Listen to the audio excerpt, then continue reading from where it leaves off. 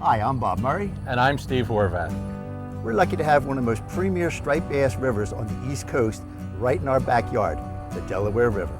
Each year, striped bass migrate from the Atlantic Ocean into the Delaware River to spawn.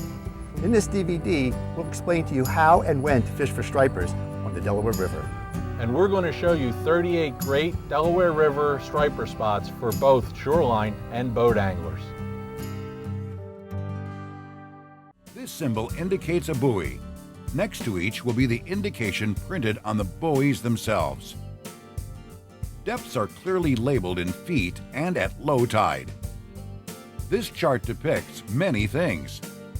Flats are areas of relatively flat, featureless, or very gently sloping bottom. A flat may be a large area stretching for over a mile in some cases, and as small as 100 yards or even less in other cases. Fingers are long, narrow flats or areas that slope at a different rate than the surrounding bottom features. A finger may also be a ridge, a spine, or an area of higher bottom features than surrounding flat area. A hump, shoal, or knuckle is an area of river bottom that rises from the surrounding riverbed. These areas can be very large to very small. A channel is indicated by buoys and typically is some of the deepest water. When appropriate, we left shoreline structures and land features for you to triangulate in on the fishing spot.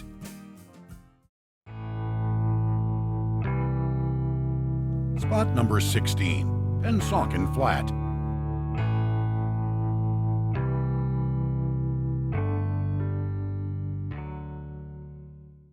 This flat is just west of Palmyra, New Jersey, and 1 mile south of the Tacony-Palmyra Bridge.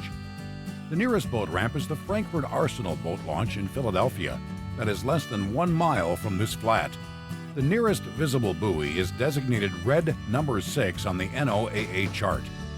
This flat lies 100 yards east of the buoy. This large flat stretches between red number 4 buoy and red number 8 buoys and is just south of the Tacony-Palmyra Bridge. There are several humps, ridges, and fingers between number 4 and number 6 buoys that are attractive to fish. In total, there are 6 places of interest on this large structure. There is a point that extends from 15 to 30 feet of water on the downstream side, close to red number 4 buoy, a small hump just upstream from the point, a ridge, another point in about 10 feet of water inshore of the ridge, and also a small point that quickly drops off into the channel, and finally a spot we will call a knuckle, just shoreward of red buoy number 8. Let's concentrate on the ridge. The ridge is in an area in about 11 feet of water that is surrounded by around 15 feet of water at low tide. This ridge offers one of the few irregular areas or structures on this flat. Stripers will use this as an area to forage and feed. Remember to always fish the downstream side of the structure on an outgoing tide. Feeding bass will usually swim into the current as they forage. Anchoring on top of flats and fishing into deeper water on the slopes can be highly effective. The 2 other areas we're looking at are the point where the channel drops off to deeper water and the knuckle area. Both of these spots are good during any tide because no matter which way the tide is flowing, your boat will allow you to fish the downstream part of the structure. The Pensauken Creek flushes out into the area, also adding a good food source to the area.